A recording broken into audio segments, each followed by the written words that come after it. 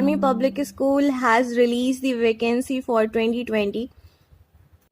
So it will conducting exams for recruitment of postgraduate teacher (PGT), trained graduate teacher (TGT), and PRT primary teachers. So today we will discuss the general English paper of a previous year with solution.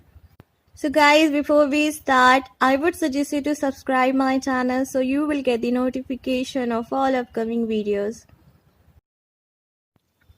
So first question is, against each keyword are given 4 suggested meaning. Choose the word or phrase which is nearest in meaning to the keyword.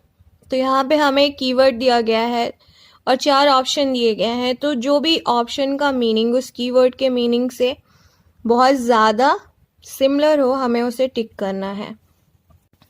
तो antagonist का मतलब होता है विरोधी या प्रतिरोधी। तो यहाँ पे जो इसकी मिलती जुलती मीनिंग है वो है हॉस्टाइल। हॉस्टाइल का भी जो मीनिंग है वो है विरोध करना।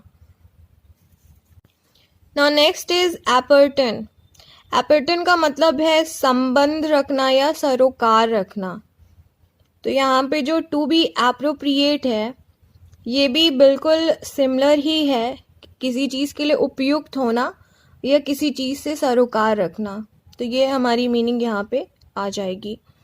नाउ नेक्स्ट है हमारा choose the antonym of the underline word. अब जो हमारा सेंटेंस है वहाँ पे जो वर्ड अंडरलाइंड है उसका जो अपोजिट है, एंटोनिम्स मतलब जो उसकी मीनिंग का बिल्कुल अपोजिट मीनिंग बताता हो, उस वर्ड को हमें यहाँ पे टिक करना है।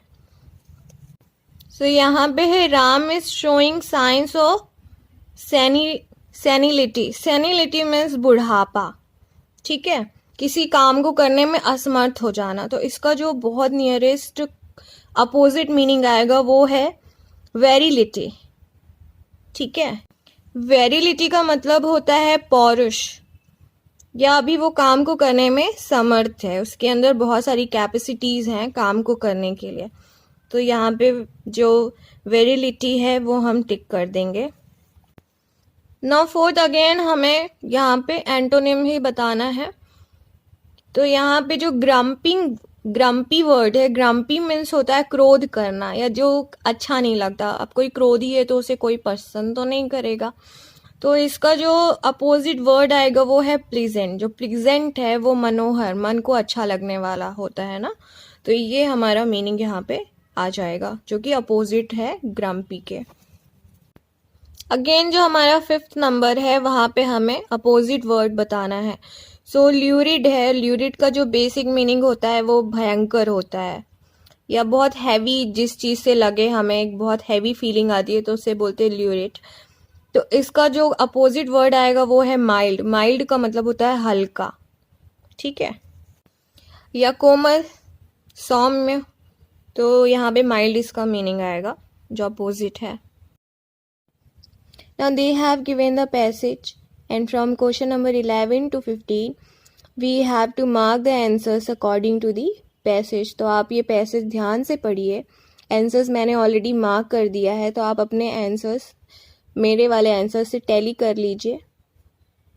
Now in question number 16 and 17 जो सेंटेंस है there are 2 words are missing, ठीक है। अब जो भी हमें ऑप्शंस दिया हुआ है उसमें से हमें देखना है कि कौन से जो 2 वर्ड्स हैं वो इनमें सुटेबल हैं, तो उसके हिसाब से हमें टिक करना है। Mister Nehru's speeches always brought out his dash for India and the well being of its dash. तो यहाँ पे जो सुटेबल आंसर आएगा वो है love, out of his love for India and the well being of its people.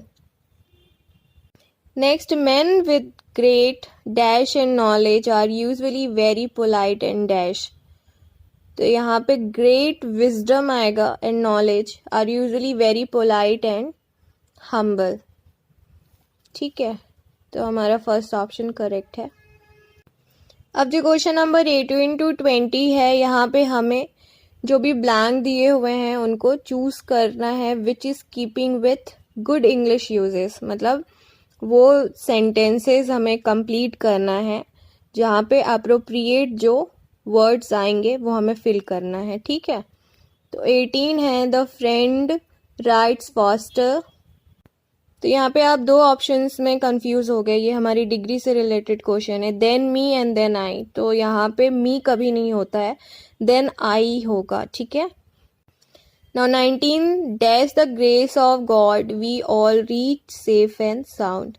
Bye the grace of God होगा, कभी भी ऑन ड्यू फ्रॉम नहीं होता है, बाय होगा, ठीक है। नाउ 20th क्वेश्चन है the courier company luckily delivered the letter right on time.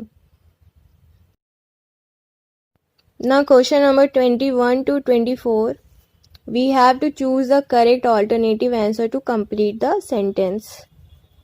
So 21 we have he requested her dash 5 rupees, तो यहाँ पे आएगा to lend him 5 rupees, मतलब 5 रुपए उधार देने के लिए वो रिक्वेस्ट करता है हर से, उससे, ठीक है। तो यहाँ पे पहला तो हिम से हमें समझ में आ रहा है कि अगर ही रिक्वेस्ट कर रहा है तो हिम आएगा, ठीक है। Now second 22 we have I first dash him in 1966, तो यहाँ पे मीट नहीं आएगा, मेट आएगा। I first met him in 1966। Now 23rd some friends are coming to meet me tomorrow, ठीक है। मेरे कुछ फ्रेंड्स कल मिलने आ रहे हैं, वो आके गए नहीं हैं अभी तक, वो आने वाले हैं और आ रहे हैं, तो यहाँ पे आर कमिंग आ जाएगा। Now 24 she was dash dash she could not sleep, तो यहाँ पे वेरी एक्साइटेड नहीं आएगा, सो एक्साइटेड होगा। She was so excited she could not sleep, much excited भी नहीं होता है, टू एक्साइटेड भी नहीं होगा, टू एक्साइटेड आपका नेगेटिव वे में हो जाएगा, तो यहाँ पे सो एक्साइटेड होगा। Now 25th question is the doctor soon diagnosed the patient illness in this sentence. Diagnosed means cured नहीं होता है, cured मतलब आप उसका अब रेमेडीज दे के उसको क्योर कर रहे हो। प्रोवाइडेड द मेडिसिन नहीं, ये भी नहीं होता है। ट्रीटेड भी नहीं, यहाँ ट्रीटमेंट नहीं हो रही है, यहाँ पे पहले वो किस टाइप की उसको इलनेस है उसका नेचर वो समझता है, तो यहाँ पे होगा decided on the nature of. Diagnose means decided on the nature of. Now we have a question number 26। From question number 26 to 28 we have a 4 words, और इसमें जो भी हमारा रॉन्ग स्पेल वर्ड है उसको हमें टिक करना है। सो 26 में जो शेकल है उसकी स्पेलिंग रॉन्ग है। शेकल मीन्स होती है बेड़ी, तो इसकी जो स्पेलिंग होगी वो होगी SHACKLE, यहाँ पे ई की जगह ए होगा, ठीक है ना। 27 में एक वर्ड है हैबिटेशन, तो यहाँ पे हैबिटेशन का मतलब होता है निवास, जो कि हमने इन्वायरमेंट साइंस में बहुत ये वर्ड यूज़ किया है, हैबिटेट, हैबिटेशन। तो यहाँ पे जो डबल बी है वो सिंगल बी ही होगा, तो यहाँ पे डबल बी लगा के ये स्पेलिंग मिस्टेक हो गई है। नाउ नेक्स्ट है 28। गायनाकोलॉजी की जो स्पेलिंग है वो मिस्टेक है, यहाँ पे GYNE होगा, ए नहीं होगा, NECOLOGY, ये स्पेलिंग करेक्ट होगी। तो यहाँ पे ए लगा के इन्होंने स्पेलिंग मिस्टेक कर दी है, तो यहाँ पे ए की जगह ई होगा, तो ये स्पेलिंग करेक्ट होगी। अब जो 29 क्वेश्चन है, यहाँ पे एक ही वर्ड 4 बार दिया गया है, 4 टाइम्स इन्होंने दिया है, और जो स्पेलिंग करेक्ट है वो हमें यहाँ पे चूज करनी है। सो एनोनिमस का जो मतलब होता है वो होता है गुमनामी, तो यहाँ पे जो थर्ड वर्ड है वो स्पेलिंग करेक्ट है, ANONYMOUS, एनोनिमस। सो 30 हमें यहाँ पे जो भी एक सेंटेंस दिया हुआ है उसका जो मीनिंग है उसका एक वर्ड हमें बताना है। तो a person those thoughts are turn in words, मतलब जो अपने विचारों को अंदर की तरफ मोड़ देता है, तो उसे हम क्या कहते हैं? इंट्रोवर्ट कहते हैं। ये तो हमें पता ही है, इंट्रोवर्ट मतलब होता है अंतर्मुखी। तो यहाँ पे 4th ऑप्शन हमारा करेक्ट हो जाएगा। So here we have covered 30 questions and in next we will cover more 30 questions. I hope it is useful for you. Please like, share, comment and subscribe my channel. Thank you.